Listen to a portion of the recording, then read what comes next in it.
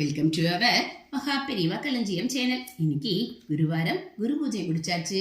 தெய்வத்தின் குரல் பந்திகளை பார்த்துடலாம். இன்னைக்கு நம்ம பார்க்க போறது தெய்வத்தின் குரல் 4ஆம் பாகம் 6ஆம் அத்தியாயம் போர் தீர்ந்து அமைதி காண. அதில் கர்மயோகமும் பற்றின்மையும். இம்மாதிரி சித்த சுத்திக்கு உதவி செய்வதால் தான் ஸ்வயலாபம் பற்று இல்லாமல் காரியம் பண்ணுவதற்கு யோகம் என்று பெரிய பெயர் கொடுத்து கர்மயோகம் என்பது. மனசின் இஷ்டப்படி போய் செய்கிறதெல்லாம் ஜன்ம ஜன்மாவாக நம்மை பழிவாங்குவதற்கென்று சேர்ந்து விடுகிறது. ஏதாவது கஷ்டம் ஏற்பட்டால், பிடிக்காதது ஒன்று நேரிட்டால் கர்மா என்று தலையில் அடித்துக் கொள்வது இதை குறிப்பிட்டுத்தான். மனசை சுத்தப்படுத்தி ஆத்மாவிடம் கரைவதற்கு முதல் படி போட்டுக் கொடுப்பது எதுவென்றால் அதுவும் கர்மாதான். பாத் ஆஃப் கர்மா என்று இப்போது நிறைய பேர் லெக்சர் செய்கிறதும், இங்கிலாந்திலும் அமெரிக்காவிலும் உள்ள பப்ளிஷர்களை கொண்டு புஸ்தகம் போடுவதும் இதை குறித்துத்தான்.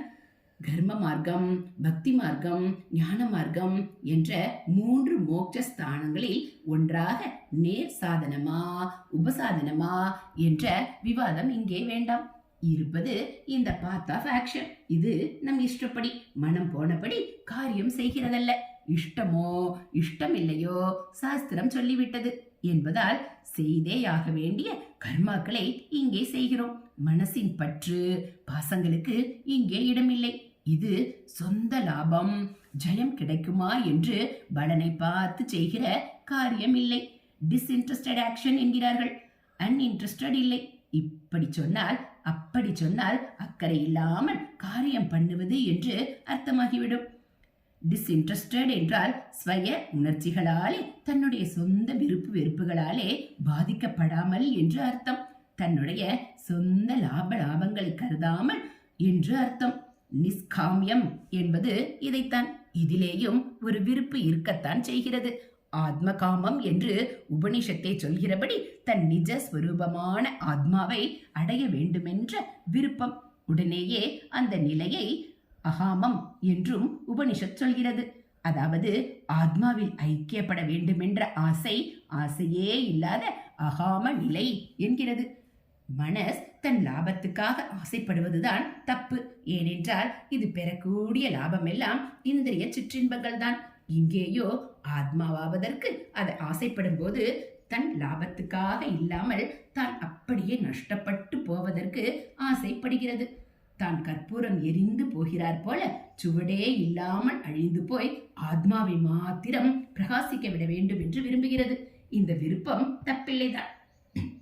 இது இருந்தால்தான் நாம் சம்சார வாழ்க்கையை விட்டு சத்திய தத்துவத்தின் பக்கமே திரும்புவோம். சொந்த லாபத்தை கருதாத இதில்தான் மகா பெரிய லாபம் இருக்கிறது. யம் லப்துவா சபரம் லாபம் மன்யதே நதிகம் ததக. அதாவது எதை அடைந்த பின் அதை விட பெரிய லாபமாக வேற எதையும் மதிக்க முடியாதோ அப்படிப்பட்ட லாபம் என்று பகவான் சொல்கிற ஆத்ம லாபம்தான். முன்னே சொன்னார் போல் மனசை அறவே நஷ்டப்படுத்தி கொண்டு பெறுகிற லாபமாக இது இருப்பதால் இது போற்றுதற்குரியதே. மற்ற லாப எண்ணத்தோடு இதை சேர்த்து விடக்கூடாது.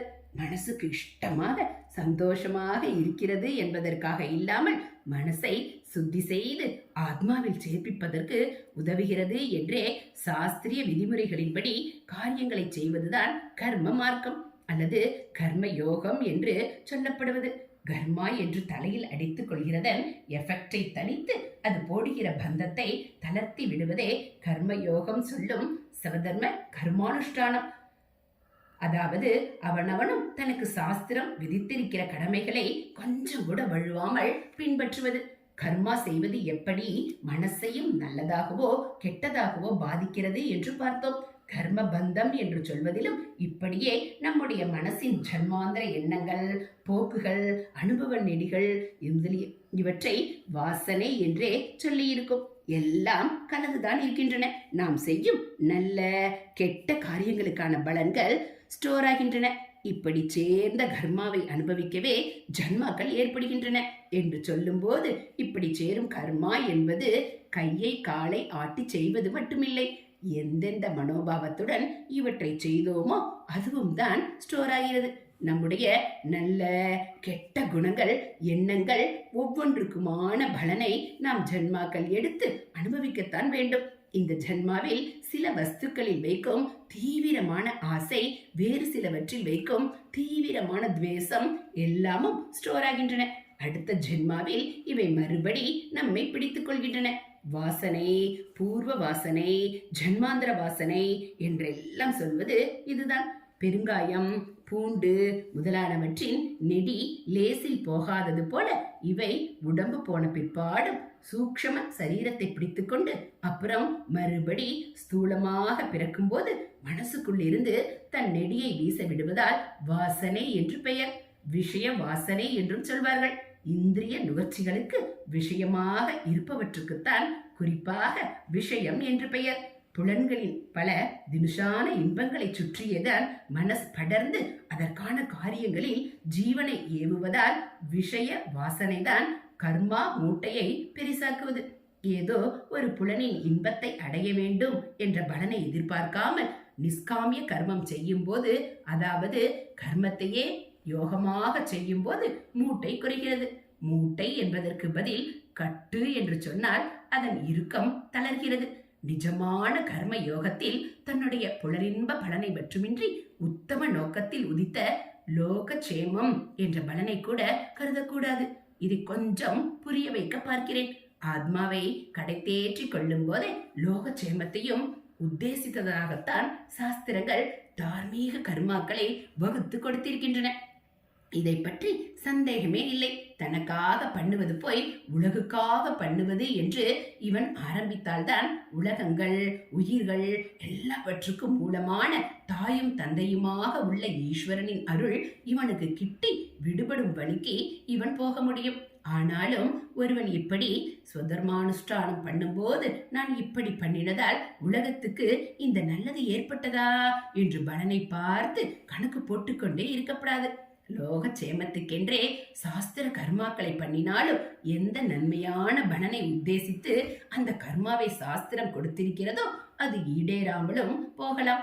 உத்தம லட்சியங்களுக்காக பல பேர் உயிர் தியாகம் பண்ணியும் கூட அவை நிறைவேறாமல் போவதையும் நாம் அவ்வப்போது பார்க்கிறோம். அதனால் சாஸ்திரம் லோகச்சேம பலனை உத்தேசித்து கர்மாவை சொன்னாலும் நாம் அந்த உத்தேசத்தையே எப்போது பார்த்தாலும் நினைத்து கணக்கு போடாமல் செய்தால்தான் இம்மாதிரியான சந்தர்ப்பங்களில் நல்லதை செய்து என்ன கண்டோம்? இது கலி, கெட்டதற்கே காலம். நல்லது இந்த லோகத்தில் எடுபட போவதில்லை. நாம் பாட்டுக்கு சும்மா கிடப்போம் என்கிற ஆயாசம், மனக்கசப்பு, தோல்வி மனப்பான்மை முதலானவை ஏற்படாமல் இருக்கும். ஆகையினால் இந்த பலனை கூட எதிர்பார்க்காமல் வெற்றியோ தோல்வியோ நாம் பாட்டுக்கு சாஸ்திரம் சொல்லிட்டா செய்வோம் என்று அதன்படி செய்து கொண்டே போக வேண்டும். ஹரஹர சங்கர ஜெய ஜெய சங்கர, ஹரஹர சங்கர ஜெய ஜெய சங்கர. மகா பெரியவா சரணம். இது போல தெய்வத்தின் குரல் பகுதிகளை நீங்க தினந்தோறும் கேட்கணும் அப்படின்னா மறக்காம நம்ம சேனலை சப்ஸ்கிரைப் பண்ணுங்க.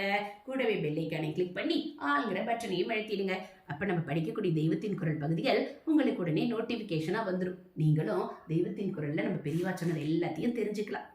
அது மட்டும் இல்லாம இன்னைக்கு நம்ம புதுசா களஞ்சியம், தகவல் களஞ்சியம் அப்படின்னு ஒரு சேனல் ஆரம்பிச்சிருக்கோம்.